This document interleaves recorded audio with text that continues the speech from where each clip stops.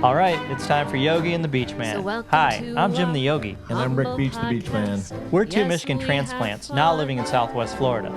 In fact, we're cousins born in 1964, just a month apart.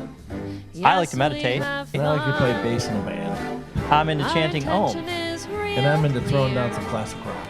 But together, we're on a mission to promote people that are helping other people. We want to make the world a better place. One conversation at a time. So sit back, turn up the volume, and get ready to laugh. Because we like to have fun while we spread the love. Interviewing lovely people. Yes, we have fun. Well, it's interesting because I'm a yogi and my previous partner, was the beach bum. So it's kind of funny. Wow. How cool is that? What do they call that? Synchronicity. Yeah. What kind of guitar you got hanging back there? It's an acoustic guitar. I wouldn't even know exactly what it is. It's a guitar I don't really know how to play, but I like to pretend. Oh, that's cool. I 15 minutes a day. Yeah, just have it right. I should have been doing that since I was like 14. I think it's the first time I ever got my first guitar, but I don't know why I never picked it up. Like it just never became a fluent thing. It looks like a parlor guitar. Is it like one of the smaller ones? No, I don't think so. Let's see. It says signature series. We're getting in there. It just says model handcrafted in China. A seagull? No, I don't think so. Oh no, it just says signature series. I'm not sure. Okay. Very cool. Well, I got divorced about 18 years ago. 15, 16. And then I always played a little bit of guitar. But then I decided I'm going to have a new girlfriend, and that was the Fender acoustic I bought at a pawn shop. But then then I took lessons, and my goal, one of my bucket list things was to play in a band before I was 50. Yeah. I'm 60. I'll be 61 Saturday, a week from Saturday.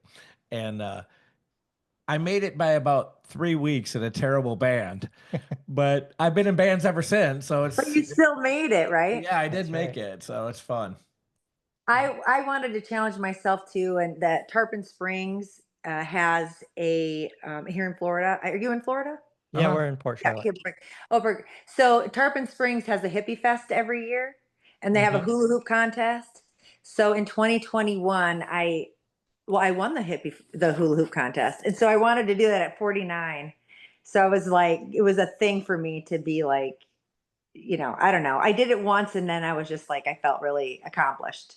Well, that's cool. Yeah. That is really cool. So you're a big hooper? Well, I used to be heavy. I used to be over 200, around 250 pounds, I guess. The last time I weighed myself was probably 230. And then I started practicing yoga, belly dancing, and hula hooping. And that's how I lost all my weight and I got in shape. It just totally changed my life. That is excellent. I still know her. She lives out in Washington now, but Emily Johnson, oh my gosh, she was an amazing hula hoop artist, I would say. Yeah. Because it's everything so much she fun. could do with that hoop. Yeah. Yeah, what you can turn them into, and like how you can make a move around your body. It's just really amazing. It's so fun too. Just a great way to get cardio in without having to, I'm not I was never going to be a workout person, but I really it really changed me. Yeah, that's excellent. I could never do more than like 5 or 6 hoops. Yeah. 5 or 6. No, I just don't have it. I don't have it. Well, it's because it's a back and forth movement instead of a round and round movement. I think that's the problem I had. Yeah. Actually, my daughter moved to Aberdeen, South Dakota. That's where I'm from. Yeah, I saw that. And it had that on your Facebook profile. Her husband worked in the windmill factories there, creating the fiberglass windmill blades. Yeah. So they were out there a couple times, actually. Yeah. Oh, that's awesome. Yeah. Yeah, so I went to Aberdeen and visited her. So I've been there. Well, see, that's awesome because nobody usually will have any idea what I'm talking about. Like when I try to communicate the area, right? That's the city in the cornfields, basically. Yeah, it really is. It's the third largest city in South Dakota, but it's still smaller than like Tarpon Springs. Yeah. Yeah, it is pretty small. Where are you now? In Tarpon Springs? I live in Odessa, Florida right now. So I'm in Odessa right now. Yeah. Where's Odessa? That's where your business is? Yeah, I work from home. Okay. Oh yeah, Gotcha. if I turned you around, you'd be able to see. I have a desk, and then I have a studio in the other room, and yeah. Excellent. That's the way to do it, man. You save so Yeah. much cost. Yeah. Well, that's why I said like I'm home most of the time because I really am. Yeah, because Mm-hmm. the overhead's insane. Yeah. Yeah. Yeah. And then taxes. I got to My tax business everything. has to help pay my house rent. Yeah. Sure. Yeah. Yep. Absolutely. All right. Rock and roll. We'll get started. Welcome back to Yogi and the BeachMan. In this episode, we are with Sherri Keenan. She's a herbalist and artisan. She owns her own business called Wildwood Goods. She's a trauma-informed yoga teacher and a Reiki master. Sherri, welcome to the show. We appreciate you being with us today. Hi, All Sherri. right. Thank you so much for having me. Hello. Yeah, I'm Jim the Yogi. I'm Rick Beats, the Beach Man. And I'm Sherri Keenan. Hey, Sherri. Yay, we're Again. So great. So we're happy to have you here, and we usually start off just having our guests tell us a little bit about themselves.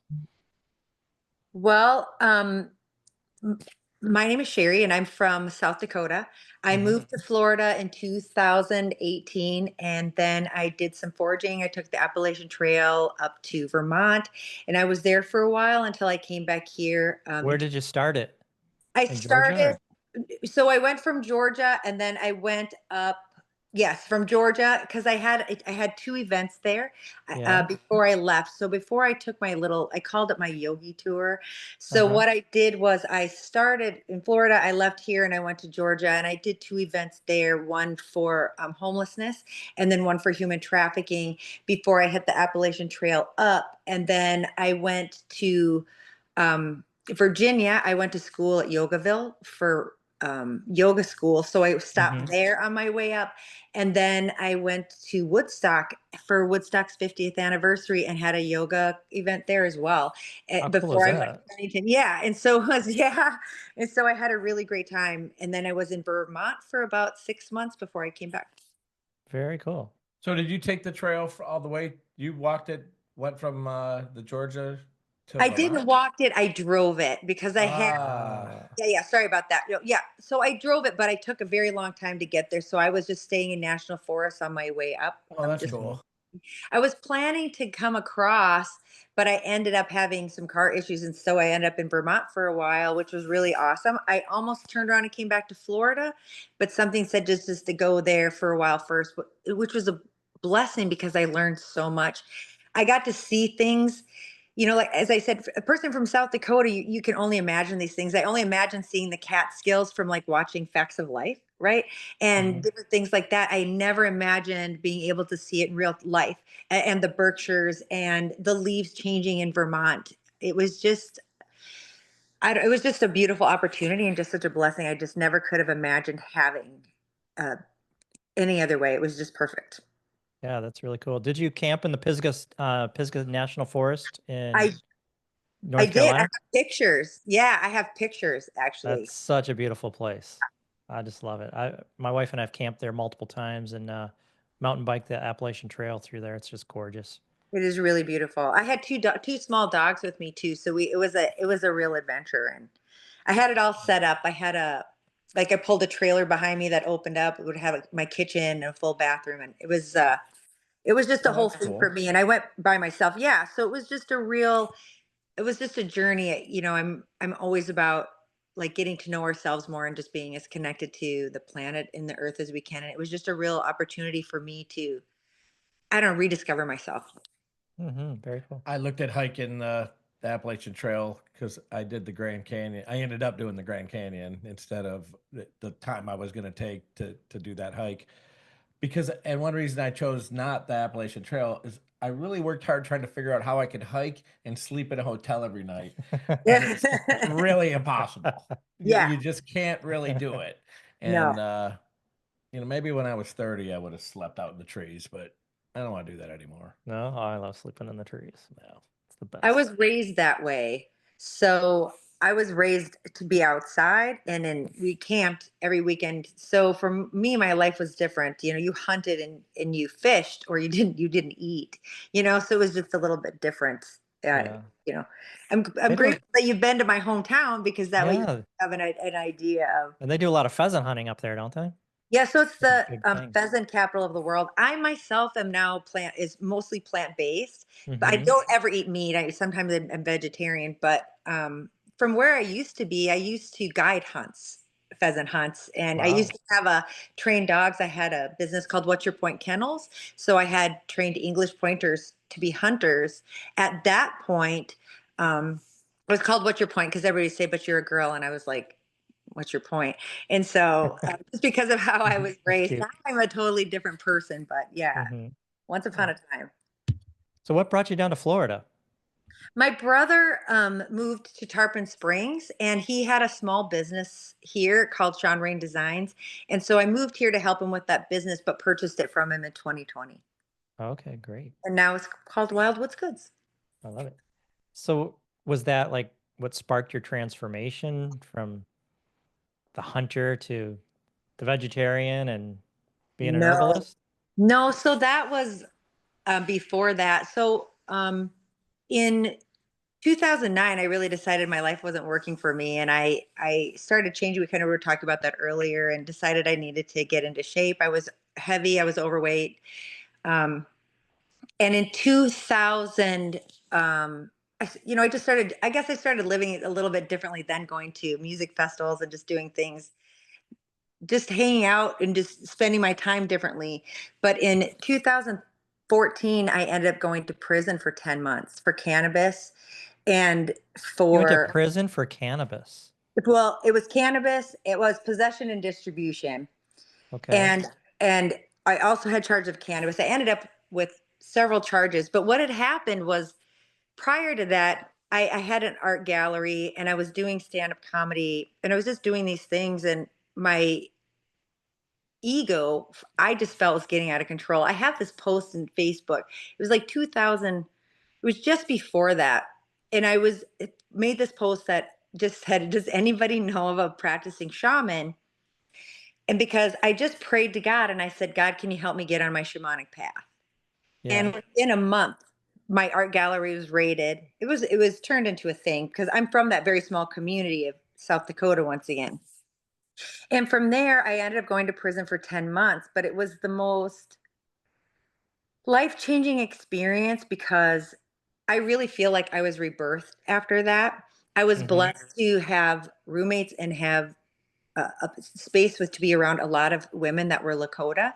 My roommate led the ceremonies there.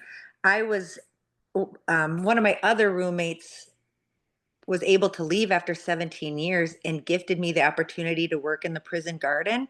I Mm-hmm. also worked at a coffee house while I was there. So I had my prison experience is probably not like most people's. And I really did my own time, but it was really about being about ceremony, I feel. When I was gone and I would come back from the coffee house, if I would be late for ceremony, my roommate would bring me the sage tea that they had. Um, it was just a They had, very different they had experience. sage tea in prison. So because you are practicing a religious purpose in the native, if you're Native American, sage is part of their practice, of their Yeah. Lakota practice. So they were allowed to have sage.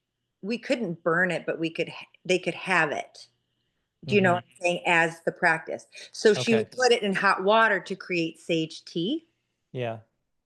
for the ceremony and then would bring me the cup of tea at the end if I wasn't able to participate. So That's when you say amazing. ceremony, what was this? So, for example, they would, when we would just sit around, we would sit and have prayer ties, for example. It would just be, ways that the Lakota would practice, but what opportunities you could have in prison. So there wasn't like opportunity for where I was at for Sweat Lodge, although they did do some of those things once a year or twice a year. But where I was at At an the prison they did them? Sweat yeah, they lodges? have ceremony at prison Wow. because, because we have to remember it's South Dakota. Mm-hmm. So because this is their practice. So they'd be allowed to practice their traditional practices, right? But not so what they would do, the women would do is just create what they could for ceremony. Like I said, prayer ties was a big participating or coming together in group for Red Road, which is, would be a way to gather for like an AA or a sober gathering.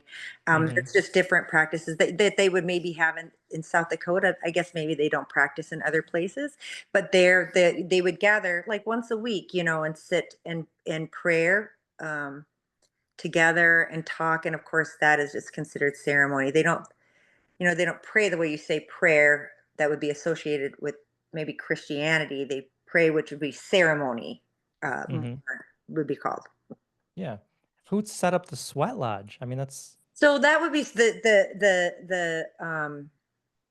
the tribes would do that, and they would do that with the prison. So it would be like a once a year, like an event sort of where you could bring family.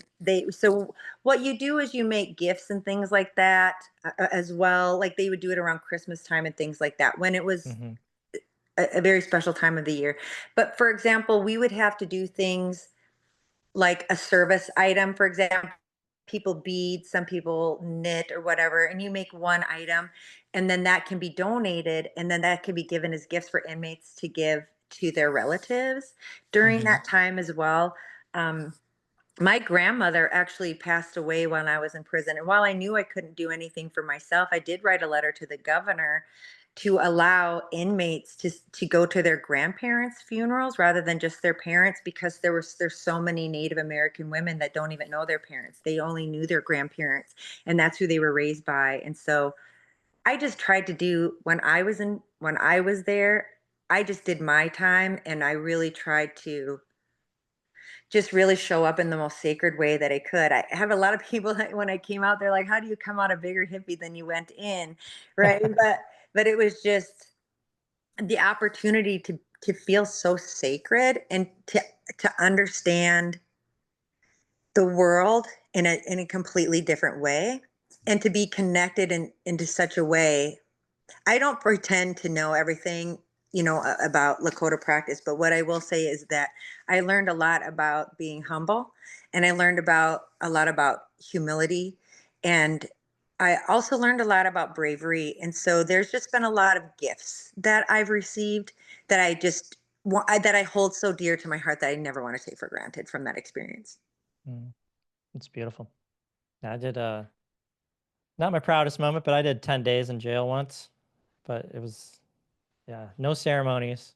Yeah, yeah. No sage tea. Different when you live there and you're there all of the time. Yeah. So I would think any prison has different things, different kinds of groups and gatherings that they are allowed to attend, whether it's AA or different things for their communities. Obviously, South Dakota is a smaller state, and because it is so Native American based, maybe it's different than other places.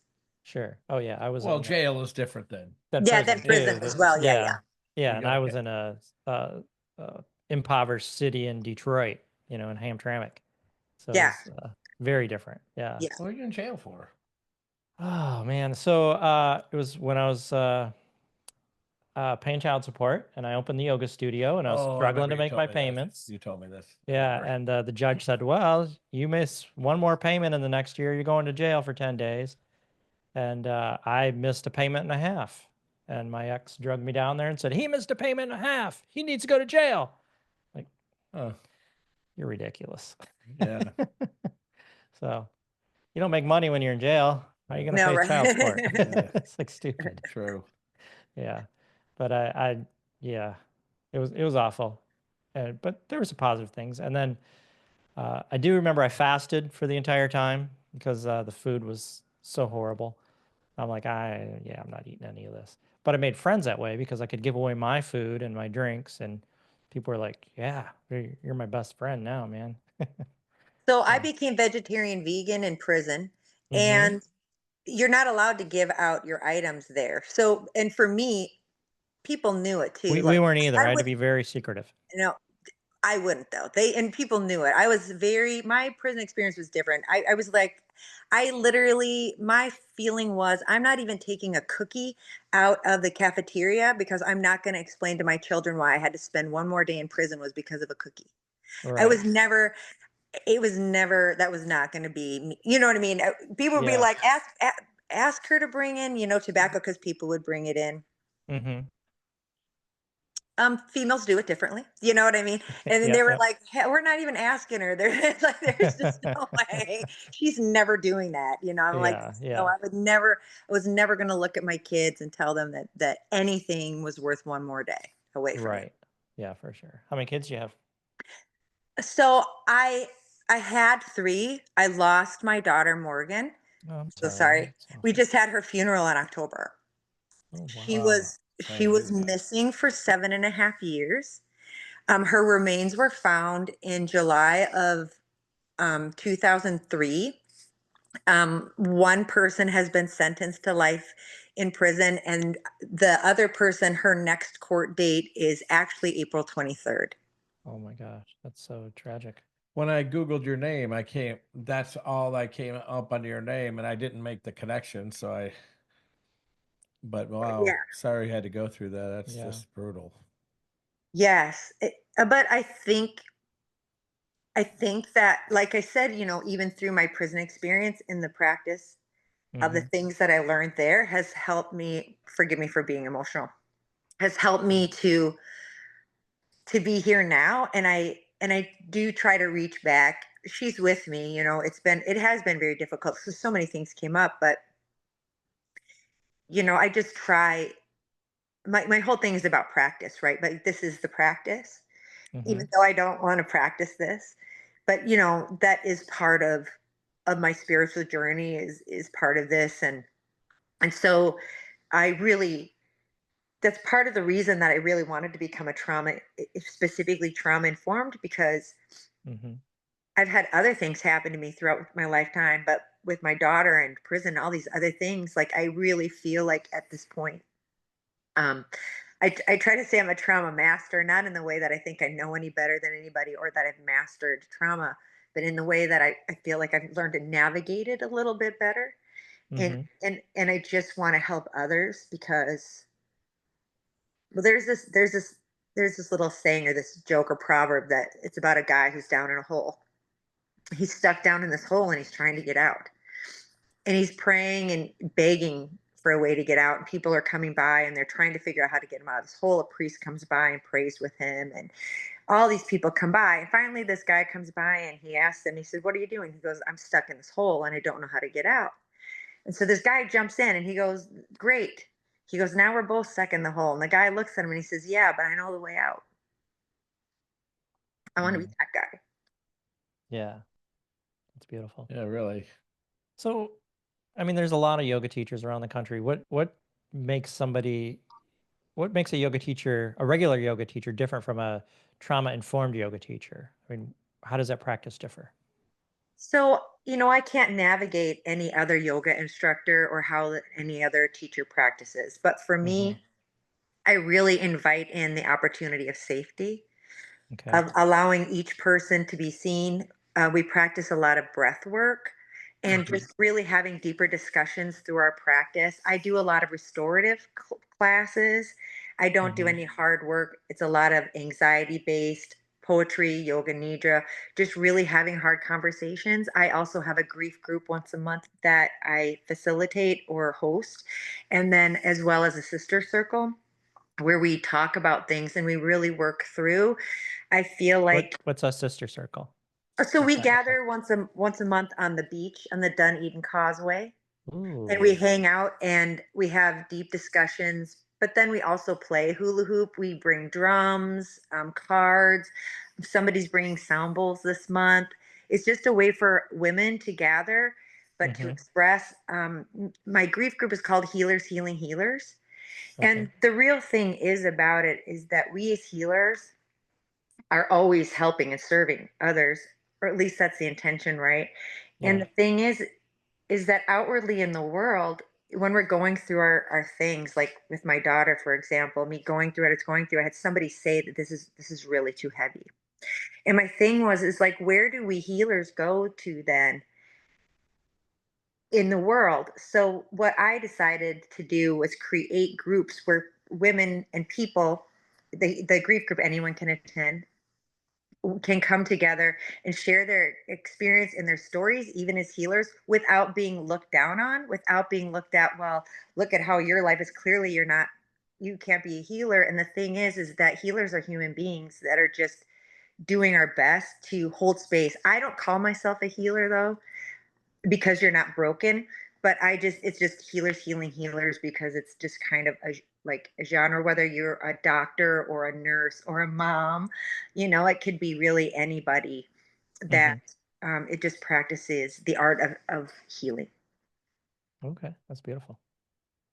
And most of your yoga classes are in your house too? So I have some events on my property, but I also have classes that I teach in Dunedin, here in Odessa, and then also I substitute at Trinity Yoga in Trinity. Oh, very good. Oh, and I have a class that I teach at the Horse and Around Rescue Pets of Florida. I help do a class at a rescue farm once a month as well. Sounds like you're teaching a lot of yoga. Yeah, well, I think it's just such a good part of the practice, and it helps. I always kind of joke about getting older and that it teaches you how to fall down, but I think it really teaches you how to fall down in all aspects of your life. Like I said, I didn't come to yoga and these practices. I came because my life wasn't working for me. Um, and I needed to find a better way to live my life. And so it's just really helped me how to navigate conversation, how to navigate stress, and just really when hard things come on, so that you don't go into that panic state or the depressed state of not knowing how to get out, how to get up off your knees once you've fallen down, right? Yeah. Which is really important, both, metaphorically and physically. Right. Yeah. Yeah. It is. Yeah. I thought you were going to say something. No, I'm just kind of taking it in. You usually sit forward when you're about to say something. But when you reached out and you said you were looking for people, I just really appreciated the opportunity to have this podcast, because I feel like I do have a story, and I just like the opportunity to be able to share, because I want other people that are in my position or that are going through something, no matter what it is, because I know my story can be really heavy. Maybe it gives perspective and allows other people to see that you can make it today, right? You can do it. And if I can do it, like you can do it.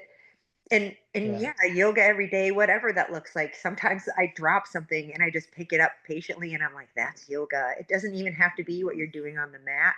Yeah.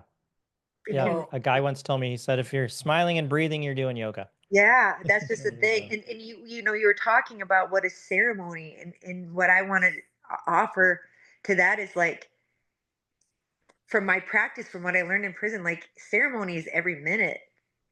Like it's not just when you sit down in a group or in a circle. It's not just when you get on the mat. It's not just when you're drinking tea, or that.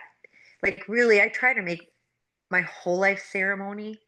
Like I really try to live a life of intention, like not so rigid that I can't enjoy myself sometimes, probably, but most of the time I really try to be fluid, but to live my life as ceremony. I have tattoos, I do things like that. And it really is about that, of how I can every day continue to practice. I'm not getting anywhere. That would be death, but it's really just about practicing every day through the ups and downs and learning to be a good surfer. A good surfer? Yeah, good surfer. You're on the wrong coast for that. Big waves on the other side. Is that where you go, to the other coast? No, I don't surf, but what I mean by that is, by being a good surfer, the waves are going to come. And the thing is that you're so on that you were just metaphorically speaking. yeah, you're on that like board energy alone. Right? Well, waves. you're the beach guy. I thought I'd throw that. You got the ocean behind you there. We're in Florida. But yeah, it's really about learning to be a good surfer, right? Because you're going to ride the waves. They're going to come. Sometimes they're going to be big, sometimes they're going to be small. And the thing is, you're on that board alone. It doesn't matter. Nobody's coming to save you. So you just learning to be a good surfer and learning to ride the waves and trust. Yeah, no, I get it. Great, yeah. Yeah. So Stay as up on that a board. certified holistic therapist, so when I think holistic, and I'm not super educated on this topic, but when I think holistic, I think, eating organically, eating well, keeping away from processed foods, maybe meat or not, depending on how you do that. And would I be on the right track there? So, yes, but holistic, when you're thinking of it, it's the whole thing. So, when I'm thinking holistic, it's the whole wheel of wellness. So, it's not just your food, it's what you're taking into your mind. It's who, like, what are you listening to? Like, who is in your life? Like, how are you spending your money? It really has to do with holistically, because if your mental health isn't well, like your whole life is out of control. If your body's not working for you, your mental health isn't good. If your spirituality is out of whack, everything's out of whack. And if you don't have an idea of, like, I'm not a financial person, but I have people who are, I have a my partner does finances.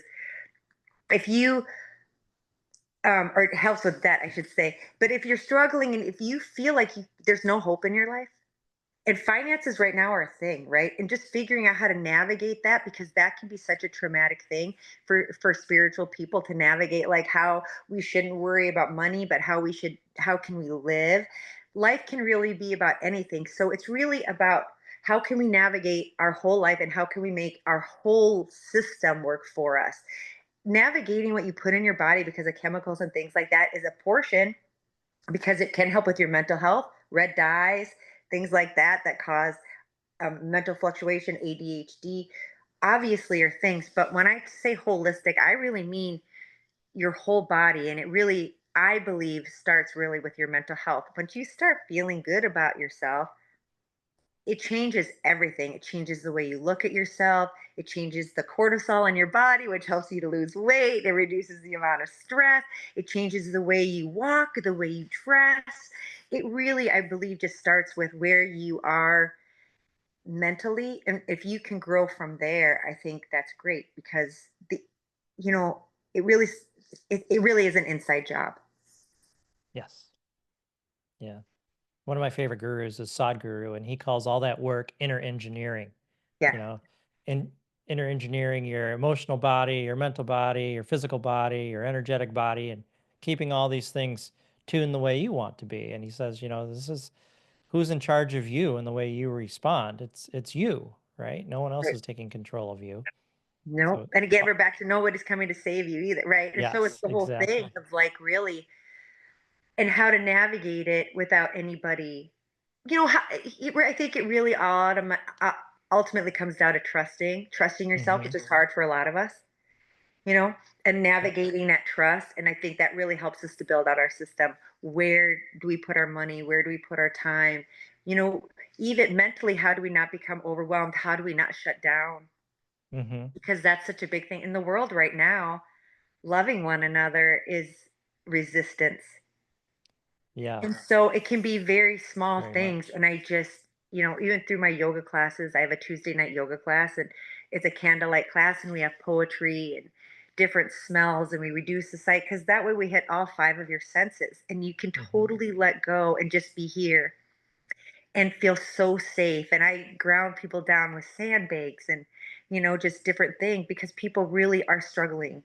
And I really want people to have a space where they feel like, you know, it's not always like that. Hmm. Yeah. You can really find that within yourself, and because this piece, that is your nature, and how can you return there 1,000 times a day? Yeah. I find there's kind of two kinds of people on that end of the spectrum. If you're kind of lost in mental, you have some trauma or a lot of family loss or whatever. But there's the people that recognize what they're going through You're and cutting have to. out. I can't hear you. I'm sorry. You're cutting out. I'm so sorry. I, I think you have two kinds of people that are on that. Hey, I think I need to get my thing to get my act together here. The person that maybe knows that they recognize that they're having some issues. They say, hey man, I have to do something to get my head on straight, or I'm physically not good and I need to take corrective action.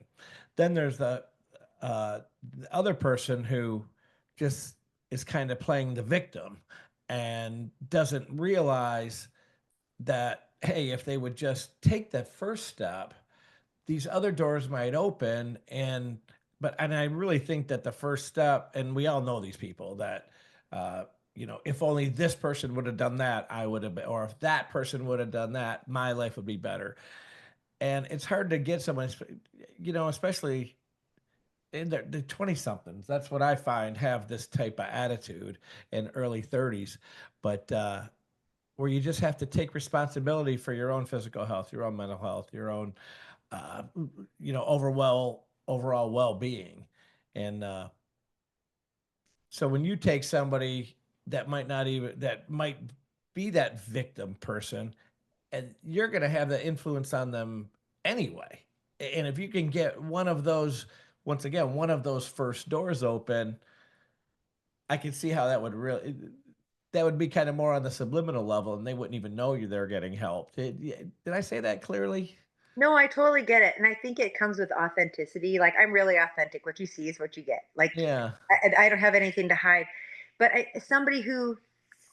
so first of all, somebody who really wants to play the victim isn't going to seek me out. And I don't go looking, So that's the first thing. But somebody, when they're ready, I have the hard conversations. I'm like, yeah, but what role did you play? Or how can you change this now? Like, but we're here. So what can we do now? So, or here's the thing, that did happen. And the whole thing is really about validating everyone's experience. Like, that did happen. That is real. Like, that is totally valid. So, but what are we going to do now? Like, how can you take that experience or go back? And a lot of times, sometimes you have to heal backwards. That's where traumas, you have to go back and re-love yourself and retell yourself new stories. It can be a real conscious thing if you're ready to do that. But it takes a lot of work to choose to be authentic and do the work. It's hard. It's hard because a lot of the things that we use are tools that we use to save ourselves, to protect ourselves. And the things like our anger and our outrage and our rage and those things that we do can really be things that we love so dearly, so much, because they have protected us for so long that we can't imagine letting them go. It would break our hearts. I had a friend of mine that we sat down in circle, or just sat down talking, and I was telling her about my shield, right? This thing I've been carrying since a child that I was trying to heal, and I could feel it like burying my chest. It was like a shield, and it wouldn't matter. You came at me, I can go to warrior in 2 seconds. But I found that through this conversation, she was like, but what if you do love it? Like, what if you love it? And from there, I like really physically saw myself take this shield off. It bloomed flowers. And then I hung it up, and it's too small for me. So I don't even need to put it on anymore. But it was this crazy thing that happened of me having to really do some really heavy work in order to figure out what I was holding on to and why I didn't need to hold on to it, and why I loved it so much that I was willing to protect my rage, my pain, my anger, because it has saved me so many times. But it's not working for me anymore. Yeah, it totally makes sense. There are defense mechanisms that we build, and if it's gotten you through life, I mean, yeah, you're gonna love it. It's saved you, it's protected you, it's gotten you to where you are. But it Yeah. doesn't always serve your highest good, right? No, most of the time it doesn't, because we can't get out of our own way because of it. Mm-hmm. And so that's part of the thing. What you're saying is you have to stop being the victim and start getting really authentic. Once you realize, like, oh shit, sorry. What? Oh no, maybe I'm the We problem. swear all the time. It's not a Okay, problem. good. So maybe once you realize that Don't worry about that. maybe you're the problem sometimes, but that takes a real person. That takes a person who's not willing to deflect it anymore. You have to be willing to do the work. I can honestly tell you, sometimes I'm the problem. Sure. Sometimes I need to leave the room because, like, I have anxiety or this or that, right? Like, because we're human. We're Right. human beings that are always doing something, right? Mm-hmm. Instead of just being. Yeah, and sometimes, the other person is mostly to blame, but sometimes you say a little thing or throw a little dig or give a little look, and then, Yeah. you're not being, unconditionally loving in that moment. So then No. that part's your own. That you got to own that. trust me, I can drive down the road and swear and flip some people off. Do you know what I mean? And then I'm like, Yeah. what am I even doing? And I can do it on the way to yoga, right? I mean, like, I'm not immune from being the responsible party because I am a human. But Yeah. the thing is I'm willing to take accountability for my actions. I'm Mhm. willing to apologize and I'm willing to do the work to change it, Yeah. even though it might take some time because I'm human. And I'll always spiral back to it because this life thing isn't linear. Right. Yeah. Yeah. I try to keep everybody on the positive side of things. Like I recently had a situation where the other person will remain nameless, but perhaps like a corningware bowl might have that I put in the cupboard wrong may Mhm. have slipped out on accident and shattered all over the place. Oh, yeah. And I and when something like that happens, I'm like, well, and this is exactly how I react. I'm like, well, I can't put that bowl back together, but I do have to sweep it up, and that's about my reaction. Yeah. However, not so Oh, much. let me, barring the other side, did you say Corningware? No, I get it. Yeah. No, it's hard to break those things, but I have tile floors, and then and my girlfriend, she just spun up really fast. I'm like, whoa, baby, you need to Corning. work on not reacting like that. But then I thought, I'm not just going to critique her. And then after we talked about that a little bit, I started thinking about other times that of what I do get those triggers, just Yeah. not that type of trigger. And the next time it made me realize, hey, I do have these same issues, just with the different triggers. And so now I really try to catch myself when on things that get my blood pressure up or I feel that stress building. I'm like, okay, it's not much different me having that reaction than her screaming about the broken corningware that we can't put back together, because to me, that's just wasted energy. You're not putting Mhm. that back together, so what? It's $20. It is what it is. Can't unbreak it. Right. So, Well, there's uh, a reason that the Chinese glue everything back together with gold, right? And they make it back sacred. But you're right. What I will say is that through that what you did though, what you're saying, that's the practice. Like that's it. You're Mhm. winning because you're realizing that your reaction and that you're learning to change it just by realizing that you do the same thing as other people. Not only can you forgive her and have compassion and empathy for her experience, now you can recognize where you do the same things and you can change that. That's the practice. That's it. That's life. That's it. You did it. You're winning. You're enlightened. You've reached it. Congrats. Congrats. You're for enlightened. some reason, I don't feel that way. However, but None of us do, but we're already here. no, I get all that. And Jim and I have talked. We've been doing this podcast now. What, really coming up on a year, right? Yeah, we're at 10 months. Okay. Yeah. And we don't make any money off it, No. but we still do it twice a week. And I've told many people this. I mean, just sit and talk to someone like you or other folks we've had on. It really is like a twice a week therapy session. You just have to talk this stuff out, look at different avenues and Perspective. different perspectives, different things that people use to, breathing techniques or this or that or whatever. And it really is, it's pretty cool that this niche, which I never really would have thought would have had that effect on me, has. So that's kind of cool. Well, it really is a thing. And that's what I want to say. Like, even with the world around us, it doesn't matter. I don't care, Republican, Democratic, black, white, Christian, not Christian, it doesn't matter. We all want the same thing. We all want a home. We all want to take care of our children. We all want to be safe. We all want to know that we're going to be able to, um, have a future for our lives. And when we start having these conversations like you're having today, it really opens it up to how similar we all are and how there's no real difference between us, because if I can look at you and say I can be a real Karen someday, like, I get it. While why somebody might feel like that was my one gift I gave to myself, that cup of coffee, and you screwed it up, now you've ruined my life and the whole drama. I get it, because like something so small can be so precious to you. And so now I just, when you can find that empathy and put yourself in that people's place, think that this show is like a bigger gift than you even imagine. You think you're not making any money, but I see you're making it rain. Oh, Yeah. well, There's, definitely get other benefits out of it for certainly. yeah, there's bigger and better things than money. Yeah. One of our podcasters guests lately called herself, her LLC is actually the Awkward Sinner. And I was thinking about that, as I was driving around. I do in-home nursing. And I'm like, man, it'd kind of be cool to have like a t-shirt that said recovering asshole. you know? It's a real thing. Yeah, you know what? But Yeah. how many people would get the recovering asshole bumper sticker? And how many people, if you had that RA group, would stand there being like, "I'm a recovering asshole"? I Yeah. think it'd be a lot of us. Yeah. Because we Yeah, all have that asshole inside of us somewhere, right? yeah. It's just Most of us working have. not to have it, right? That's why we practice spiritualities, because we're Yeah. trying not to be assholes. That's it. Right. That's why we show up. Yeah. How can we be the most loving version of ourselves? That's That's what it it. boils down to me.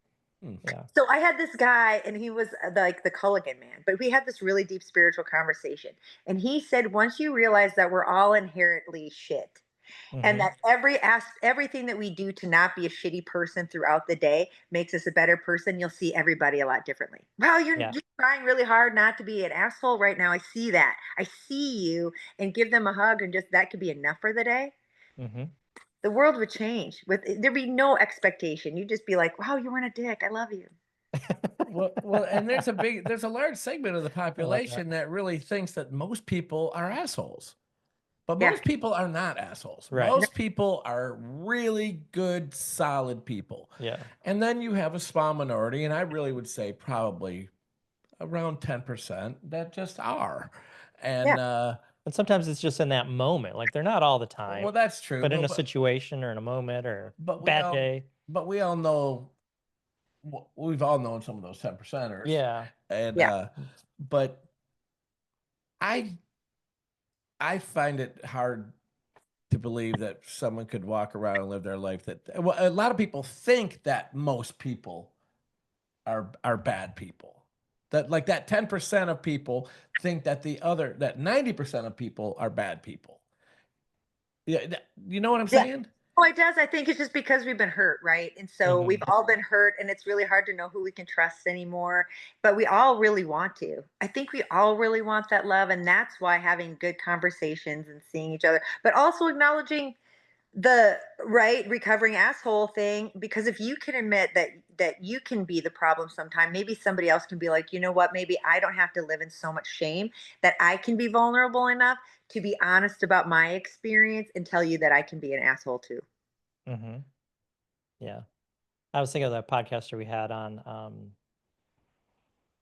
we talked about NoFap and Grumpy Oh Old yeah, Man, yeah. Davita, Davita, Dominique. Dominique Davita. She was awesome. Yeah. Because when I think of, grumpy people are assholes, it's usually like the grumpy old men, especially like at pickleball, have frowns and they're saying the F word every time they hit the ball into the net, throwing their paddles. It's like, geez. So she talked about, they're probably practicing no fap. And if they just release their own sexual energy and, gave Yeah. themselves self pleasure, they'd be happier people. Yeah. Yeah.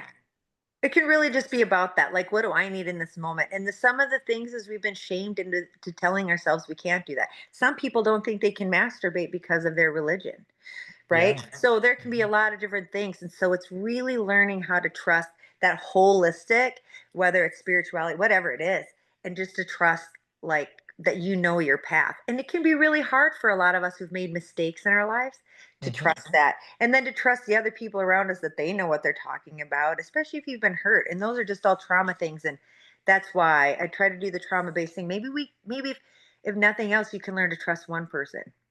And the thing is when we even talk about trust, we say I don't trust anybody, but that's not true, because you trust the guy to stop behind you at the red light, True. Very true. right? It's But so I am always checking my rearview mirror. Yeah. I know, but see, but even the guy who walks in front of you when you come to the stop, the guy who's already started, Yeah. imagine the amount of trust he must have for you to stop.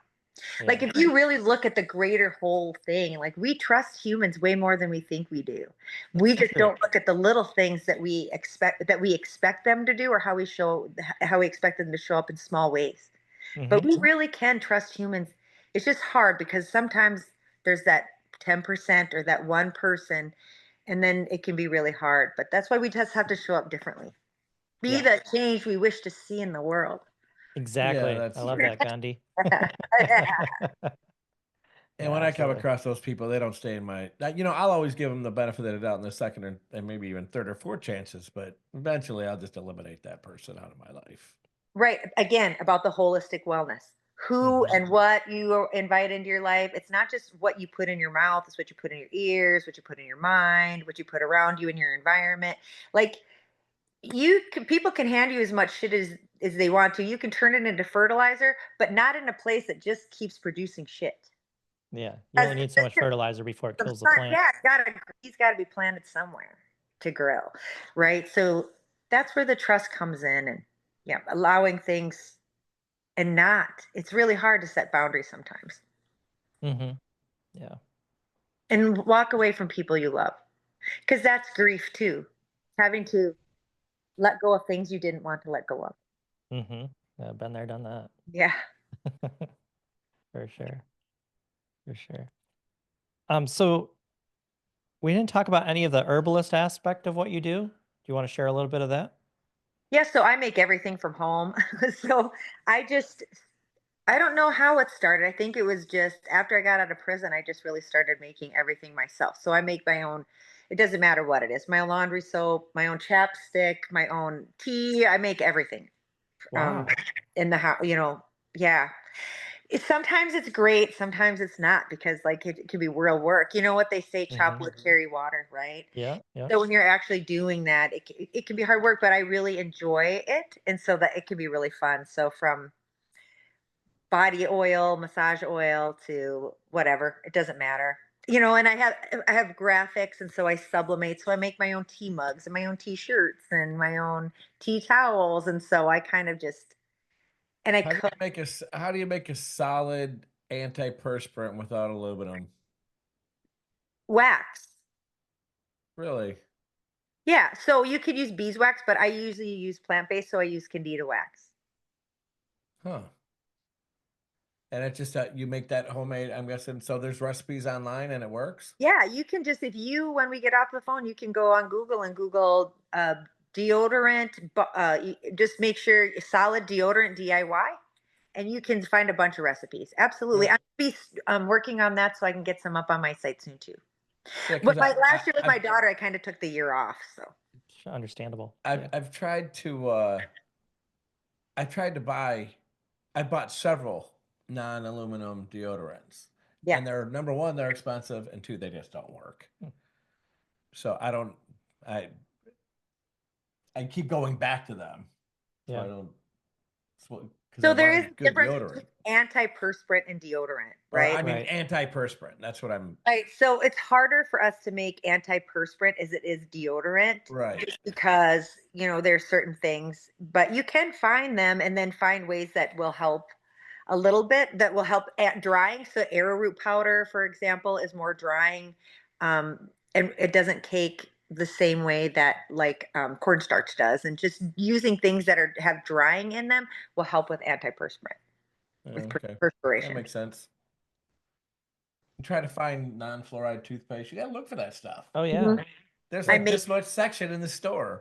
Yeah, you're better off finding that stuff online. Yeah, that's true. Yeah. I just make it. A lot of stores just carry the name brand health products, but they're not even healthy. No, and even when you look at them, you have to look at who their mother parent is. Like Colgate bought Tom's. Yeah. Yep. Yeah. So, and even I think it is the apple cider vinegar Brahms. I think Braggs. Yeah, I think Katy Perry bought that, and I think Braggs. Yeah, and I think Amazon owns Whole Foods now. Yeah, so you just have to look at what the mother companies are as to who purchased them. And, if you can afford to shop at small and local, I would, because you can go to local studios. You're in Florida, you can find them anywhere, like little places where they sell local stuff. But I guarantee in any town, I don't care how big or how small, there's somebody making it locally if you really want it that way. And again, you can DIY it, make it from your kitchen. When 2020 happened, I started making videos before it got cool and then I stopped. But how to, because people were panicking, right? Like how to make deodorant, toothpaste, hand sanitizer, you know. So yeah, you can make it all from your kitchen. Yeah, I have to check that out. You got a new project. Yeah. Well, dog food's on my next this weekend's task. Just be careful of those ceramic bowls when you're in the kitchen. Yeah, no kidding. I'm not getting yelled at again. Yeah. Well, it to be fair, it was Corningware. Oh, it's just like it's like a glass pan. Oh, I know what it is. You can't just buy that anywhere.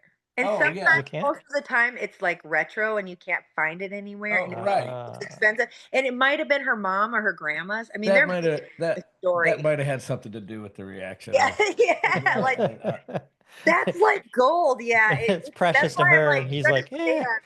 Well, but still, it doesn't.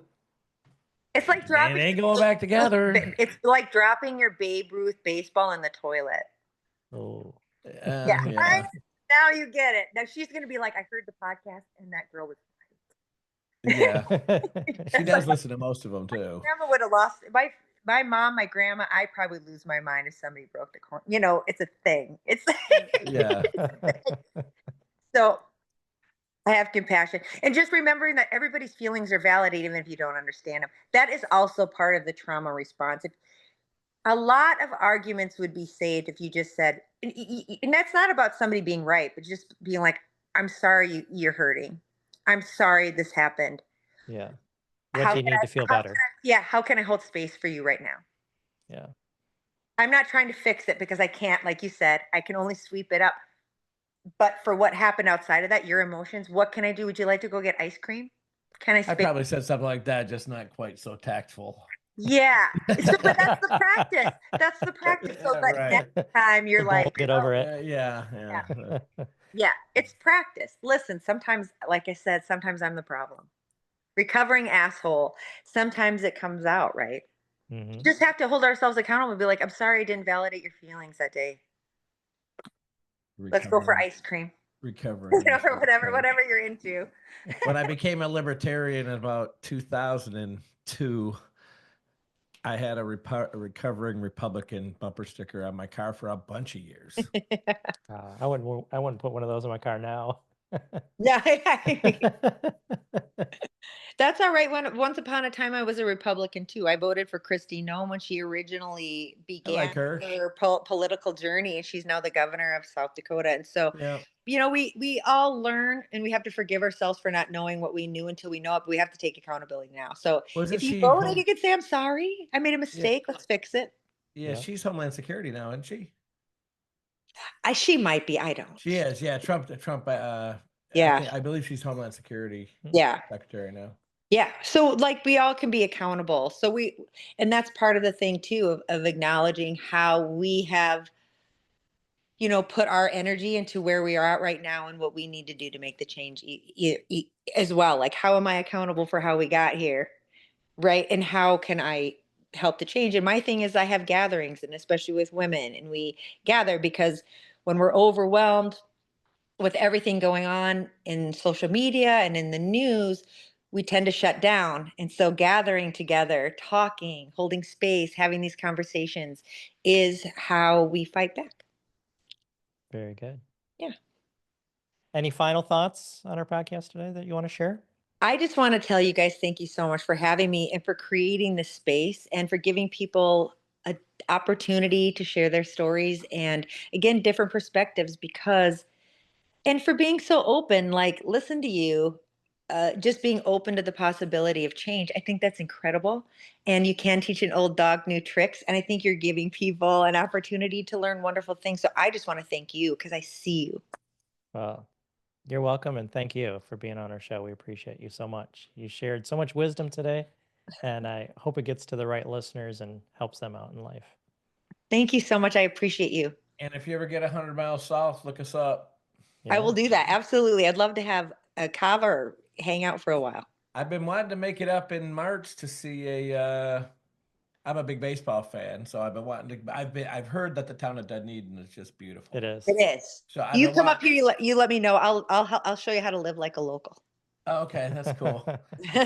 I'm going to put that on my calendar. Call Sherri in Call Sherri. February for a March baseball game. We'll meet up. It is a really cute downtown, and they got a great bike path that goes through there. So They my do. wife And I- so the Pinellas Trail, it starts all Yeah. the way down here from Tarpon, goes all the way up all of Pinellas. Yeah. Yeah, we actually drove into Tarpon, rented some e-bikes, and rode the Pinellas Trail, and went down to Dunedin, went to a really cool bar, and just really had a good time there. It was nice. Yeah. It's amazing. Yeah. Yeah. Yeah. Well, All right, Sherri, thanks a lot for hanging out with us. yeah. Thank you Thank so you. much. I'll talk soon. So if you just listen to this podcast and you appreciate the content and the work that we're doing, we would love your support. Look in the comment section of this episode. Subscribe, rate us, comment. This gets our podcast in front of other listeners. And if you notice, we don't have advertisers. For the cost of a cup of coffee, you can help keep it this way. Become a supporter right now. We'd appreciate it. I'm Jim the Yogi. I'm Rick the BeachMan. Meantime,